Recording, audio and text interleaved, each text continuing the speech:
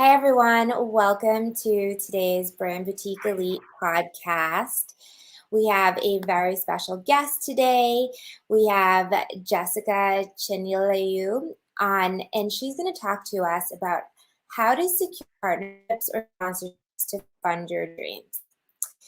Jessica is the creator of the Sponsored and Secured, a program that helps organizations grow their sponsorship revenue in a systematic and reliable way.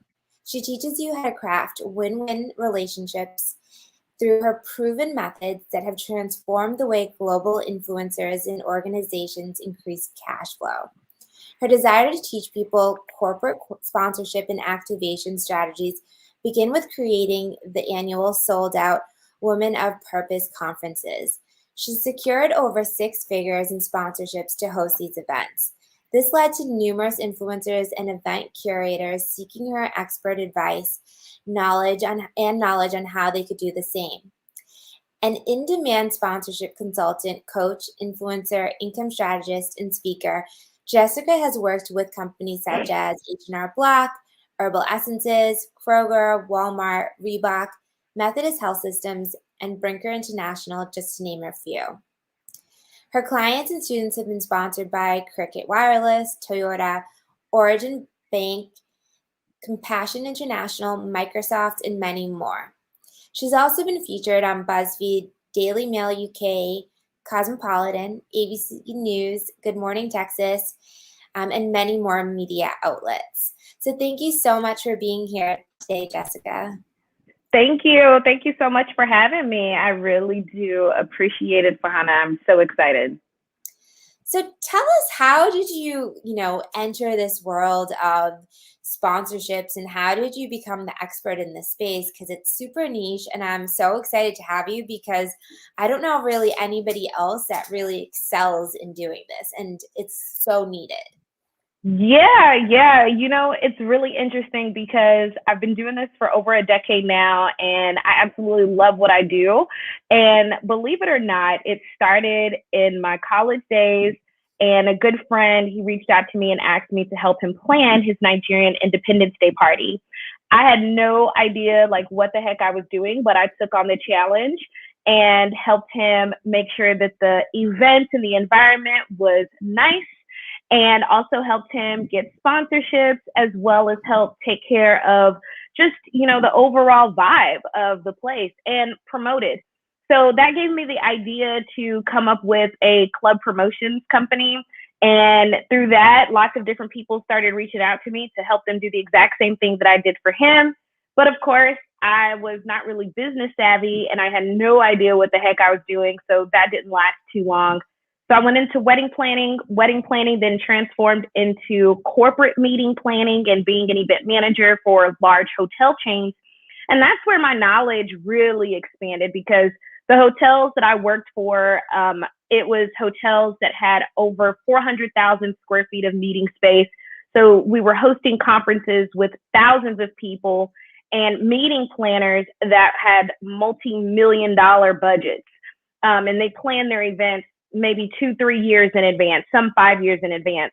And I asked a lot of questions. I connected with sponsors for those events and really learned the ropes of how this industry works. And that gave me enough knowledge to start hosting my own conferences and getting my faith-based nonprofit sponsored 100%. Once I took a pause from doing that conference, people kept asking me to go on lunch dates and tea dates and all that jazz. And they were like, hey, can you teach me how to get my event sponsored? And I was just doing it for free. I didn't really think of it as like a business because I was so focused on hosting the Woman of Purpose conference.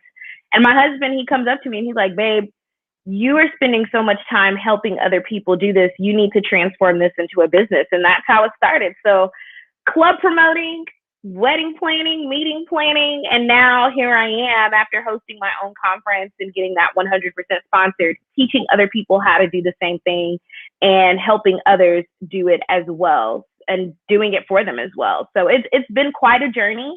I love what I do. I'm super passionate about it, especially helping women of color secure the bag. I love that. And I love that you have this progression of, it started off as club promoting, then wedding planning, and then events and corporate things. And it really shows that you understand the nuances in and out of the industry, of the event planning, of the, getting people in, of creating that buzz around things. That's awesome. I think it's so great when people evolve in their career and really find like what they're passionate about and what they really love. Because, some people just pop up and they're like, oh, yeah, I'm an expert in this. And it's like, okay, well, what's your experience? How do you, oh, yeah, I just thought it would be cool. And you're like, oh, okay, awesome. And so, I actually started off, so I worked in fashion and as a stylist for like in a magazine for the Today Show. I was for the style editor's assistant, and this is like when I was in college. And then I worked for club promoters. And, there's a whole set of things that go into creating an event and getting people in and attracting them and setting up that customer experience. Because in anything in marketing, it's really that customer experience. And when you're in a party environment, it can either be terrible or it can be fantastic. And you know exactly how that party goes and how that customer experience goes. And so it's interesting. We have kind of that little thing in common. And then I worked for different brands, and then I started my own thing. So I had this whole taking each step of knowledge and building it into like my company.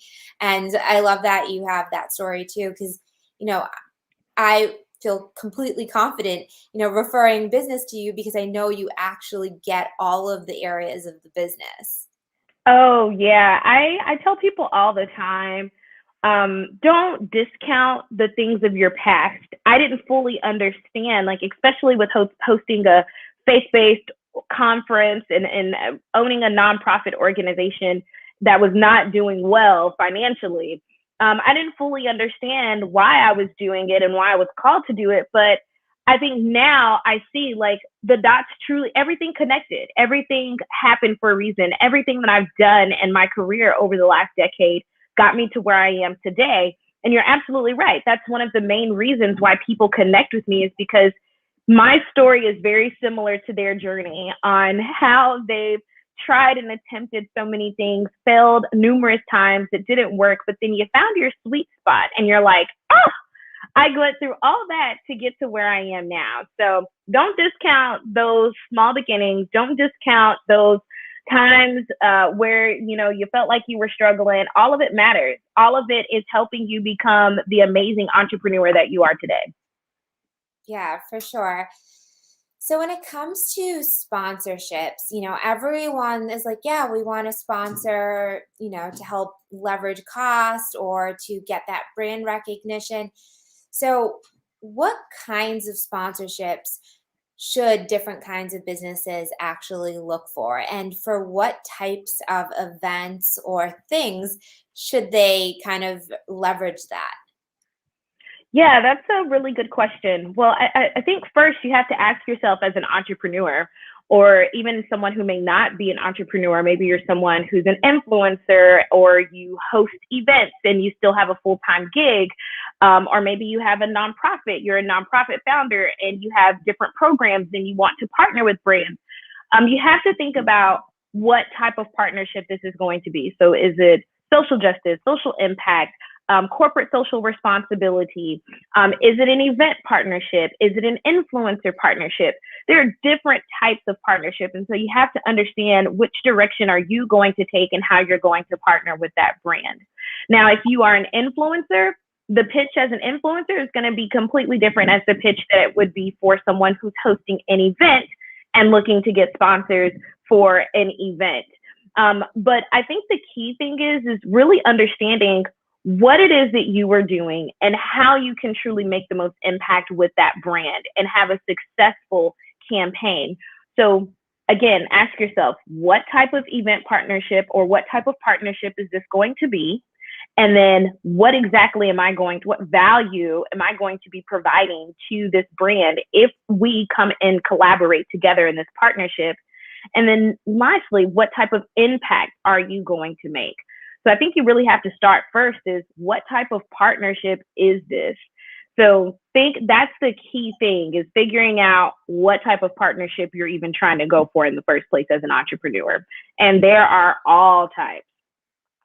And I think another thing to really take into consideration, what you just said, is the value you're bringing to that sponsor.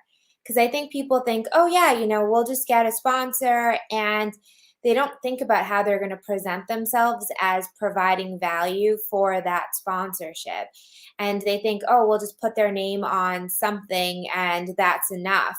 And it's like, truly, we're inundated with so much. Like, what value are you going to put on it? So, I was speaking to a client the other day, and she was getting a lot of she's a business to business brand, and she was getting a lot of consumer engagement on her social media. And I said, okay, great. So now you can leverage all of that traction from the consumers to now refer that to your partners. So Mm-hmm. if a brand hires you to do a service, and the consumers that are interacting with you, they can all get referred to that brand that you're now working with. So promote that brand that you're working with, and then kind of go. And she's like, oh, I didn't think of it like that. I'm like, yeah, that gives people a reason to actually work with you, because you're now going to be sending them clients.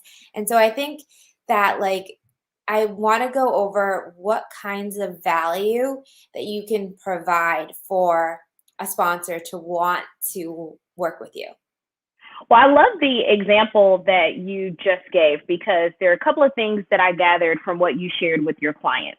And I think the first thing is that even if you are someone who is a service provider, primarily a B2B service provider, you still have a B2C audience that you serve, regardless if it's through product offerings and how you serve them, or you serve them by sharing with the brands that you partner with products that they offer, and maybe you're an affiliate partner, or you actually have a full-blown partnership with this brand where they pay you to now advertise their services to your B2C audience.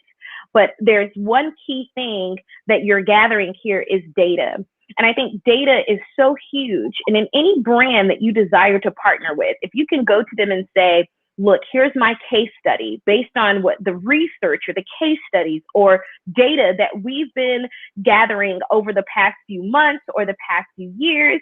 Here's why we believe that this could be a successful partnership. You've now provided them with some hardcore data and value that they can use to say, absolutely, let's do this. And I'll give you a real life scenario. I love giving real life scenarios. So I was on the phone on a call with a brand the other day, and they said, before we even engage in a paid partnership with an individual, what we like to do is take them through our partnership program, which is simply a nice way of saying, here's our affiliate program. So we're not going to pay you anything upfront until you are able to prove to us that your audience can convert, that your audience really and truly does love. So, and you see a lot of companies doing this now. So sign up for our partnership program. We have a silver, gold, a silver, bronze, and gold level.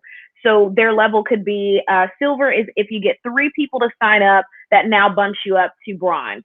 If you get 10 people to sign up, that now gets you over into gold. And then they go on to these different levels. Well, we're not even considering you until you can provide us with this type of data. So conversion is really key. And I think sometimes we hear affiliate marketing and people stray away from affiliate partnerships. But here's the incredible thing. I know some people that are making 5-6 figures just from affiliate marketing. And when you can present that type of data to a partner, they're 9 times out of 10 going to be more willing to work with the individual that's been successful with their affiliate partner program versus the individual that says, I'm just looking to get paid. I don't want to be a part of your affiliate partner program. It's all about data. And I'm not talking about you having hundreds of thousands of followers, because I think that's a huge misconception that many people have is I need to have lots of followers in order to have a successful brand partnership. That is, lots of brands don't even care about that. Conversion is better than your large following, because you could have someone with 1,000 followers that's converting way more than the person that has 100,000 followers. So conversion and data is really key here in those partnerships. So really think about gathering data, understanding more about your audience. And that's a huge value that you can provide to a brand. But also understand that brand's needs, because depending on the partnership, they may not care about conversion. I do think that every brand really will care about your case studies and your data. There's not one single brand that I've worked with that didn't care about those things, but they may not necessarily care so much about the audience, depending on the partnership.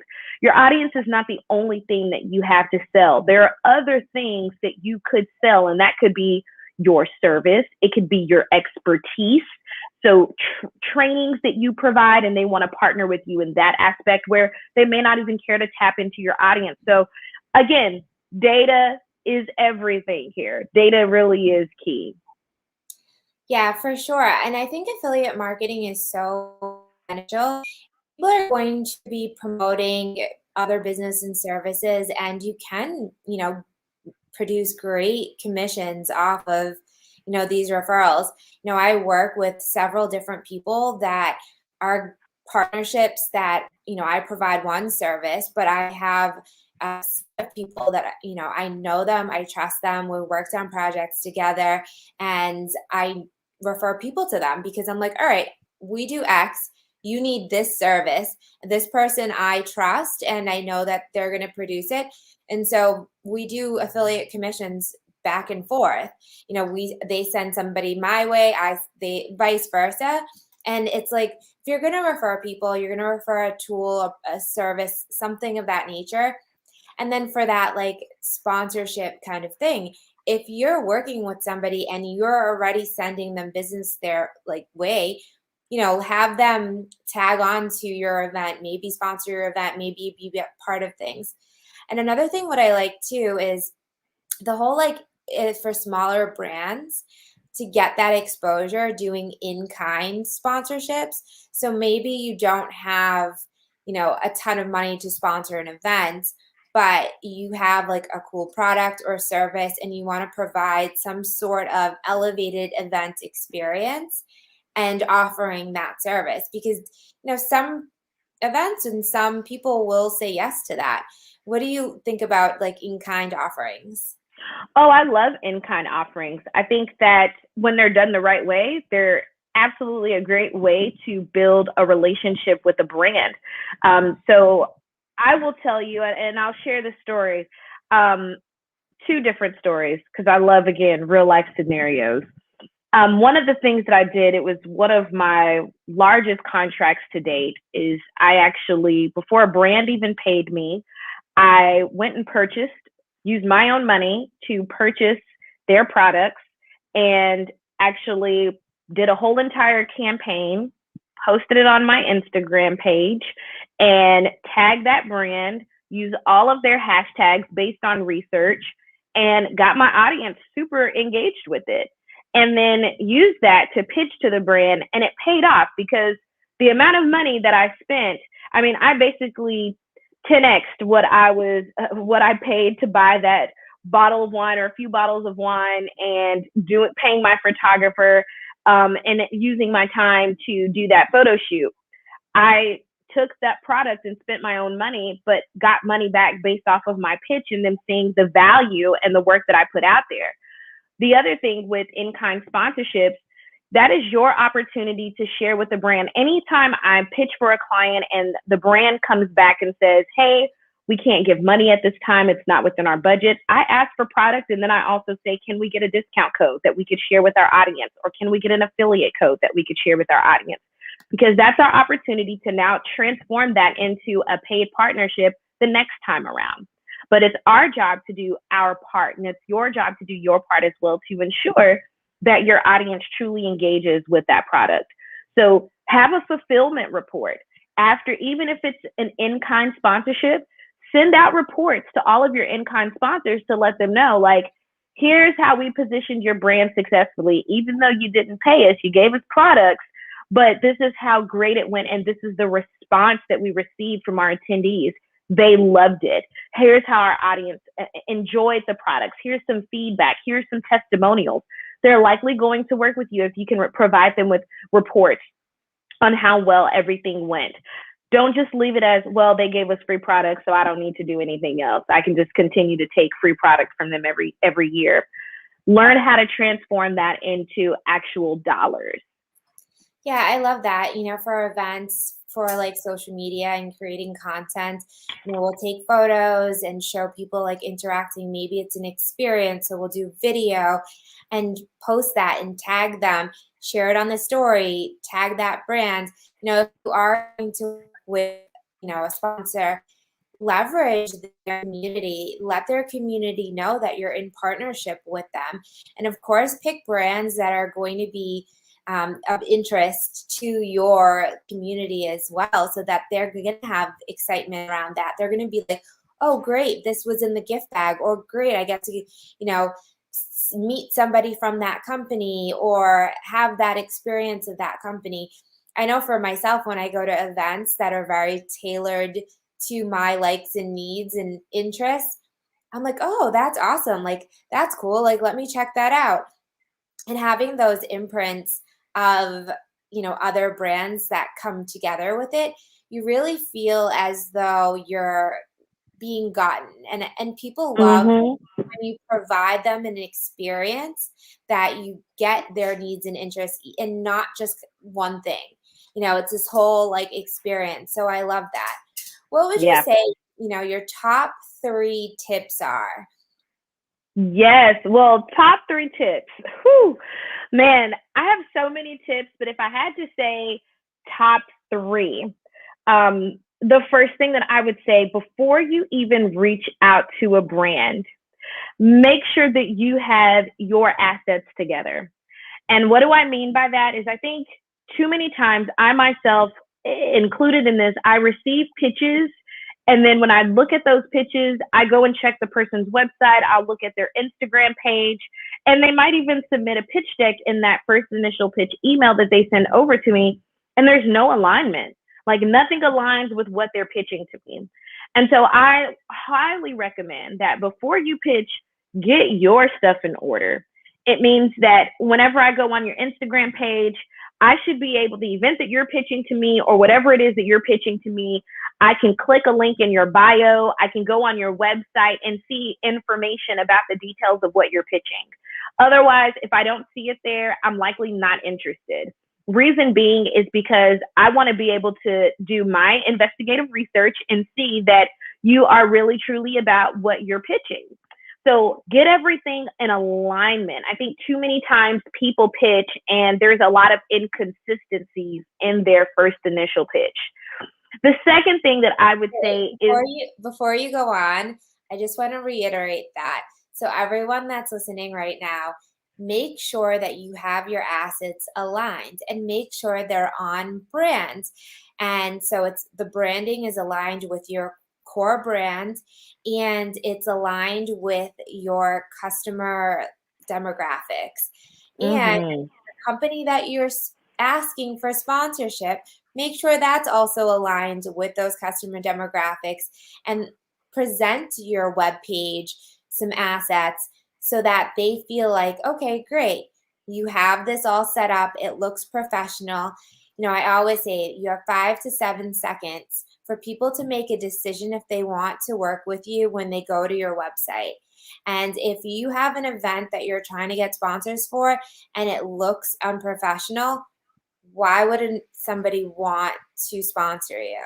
So I just want to reiterate your point. I mean, even if it's a coming soon, I think there should be something there, because people are like, oh, I don't have all of my speakers.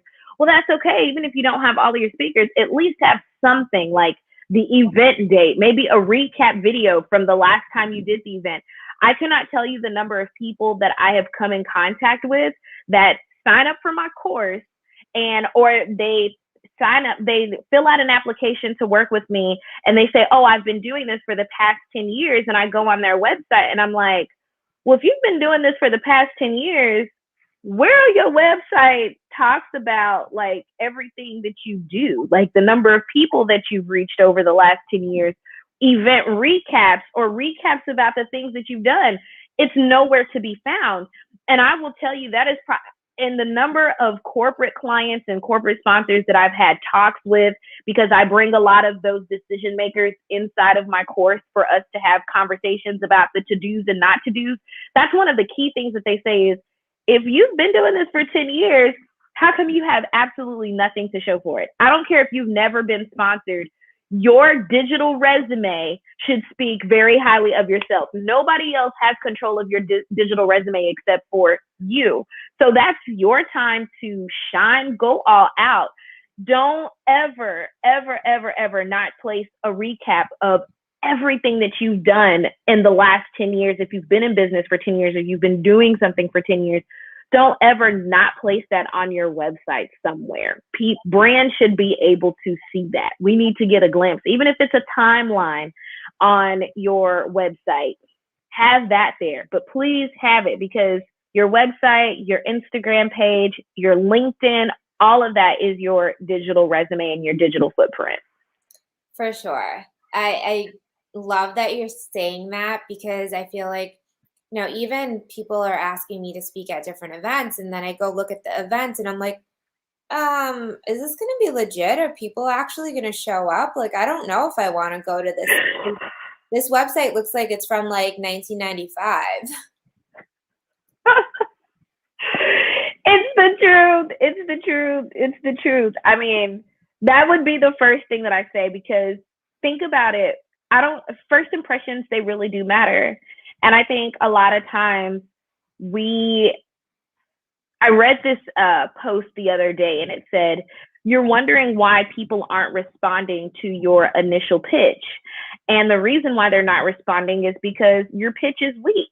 And part of what makes our pitch experience weak for the person behind that email that's receiving it is simply because they look at those different things.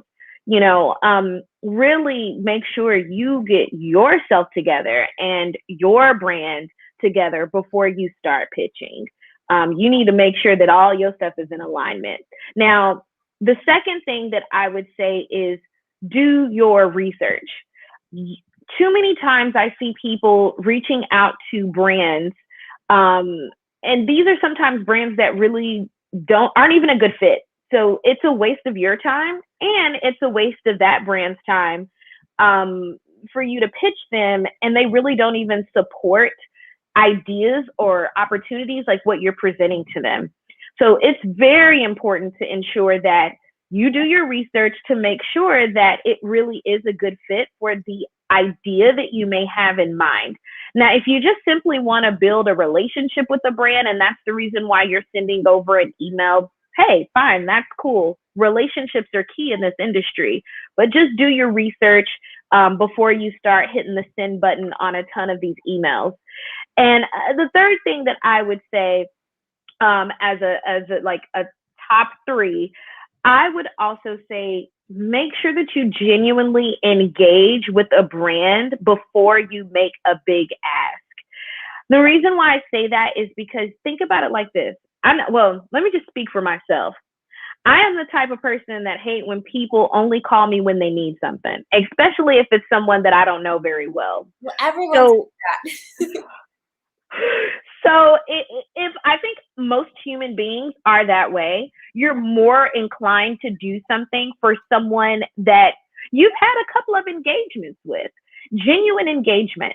And so I really believe that before you make that big ask for dollars or even for that discovery call, follow that brand on Instagram, engage with them on their social media platforms beyond just Instagram. So also on LinkedIn, genuinely engage with at least 3 to 5 people within that brand. And engaging with them could be simply, I'm following them on LinkedIn. I'm engaging with the content that they're posting on LinkedIn. I think LinkedIn is a really good place to learn more about a company and get updates about that company, especially if you're using LinkedIn Sales Navigator, reading up on articles about the brand, and maybe even sending messages or emails just to congratulate them on the success if they've just gone public, or if there's an event or program that they just launched and it was massive. It was like great.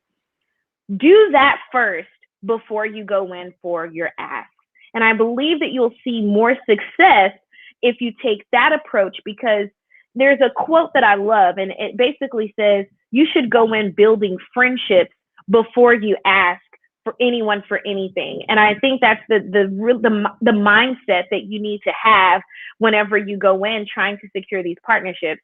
Too many times I've seen people go in and they're so discouraged and they're upset because they're like, I sent out 20 emails to strangers and none of them responded back to me, and some of them are opening the emails.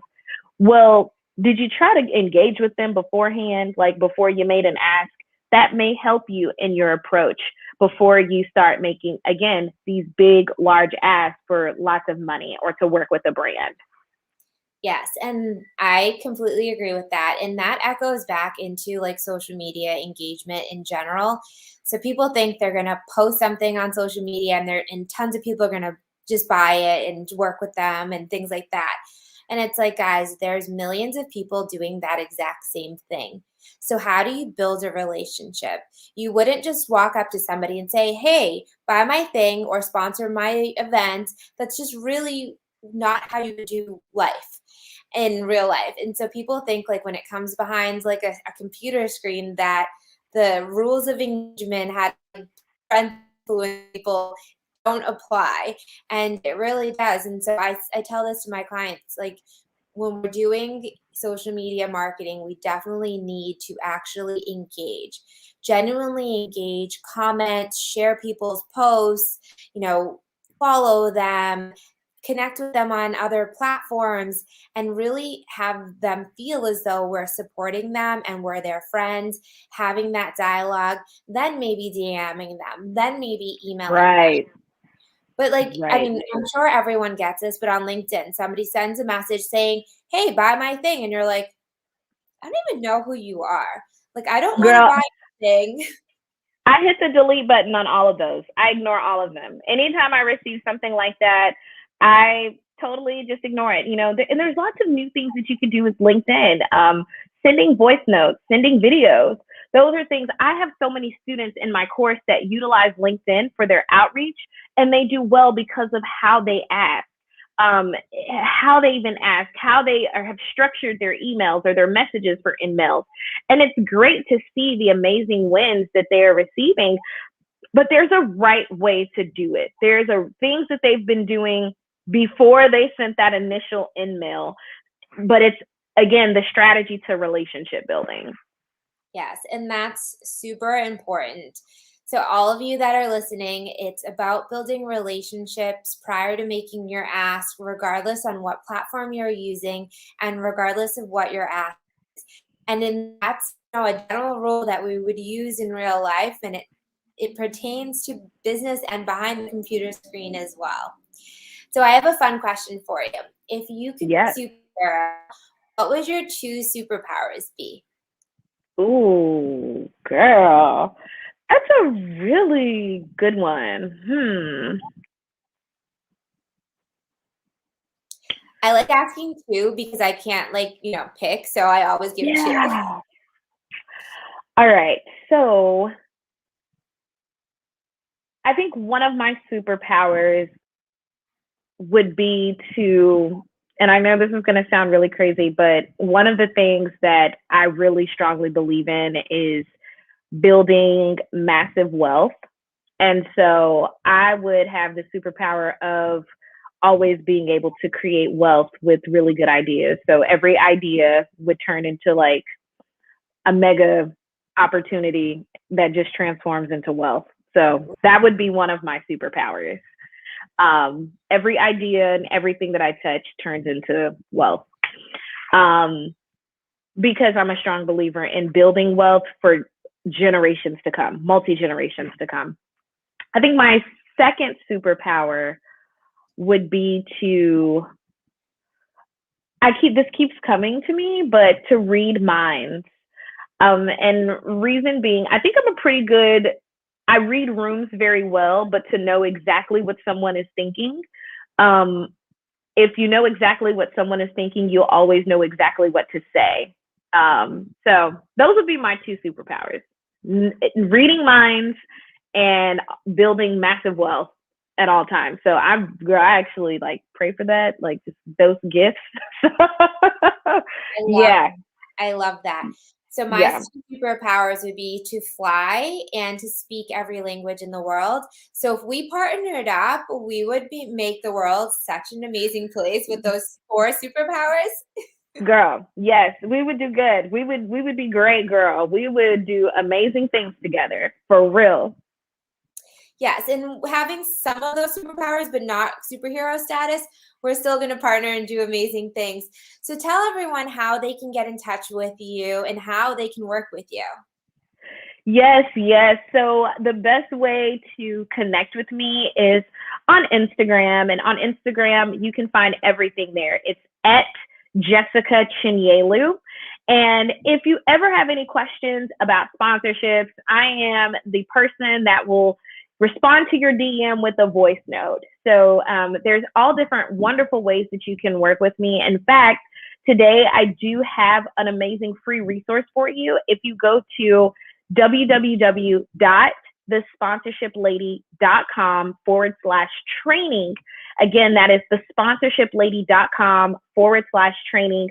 There's a free training just for you, all on sponsorships. And this is a training on how to land 5 and 6 figure corporate sponsorships. Okay. So go and check that out. Once you check it out, if you have any additional questions, reach out to me, send me a DM. And if you click the link in my bio, it'll give you all the details on how you can work with me and any free resources that I have available for you. Awesome. I want to thank you so much for being on and sharing all of those great tips. I hope everyone took some notes and got some great value out of that. Be sure to subscribe to Brand Boutique Elite on any podcast platform of your preference. Thank you so much. Bye.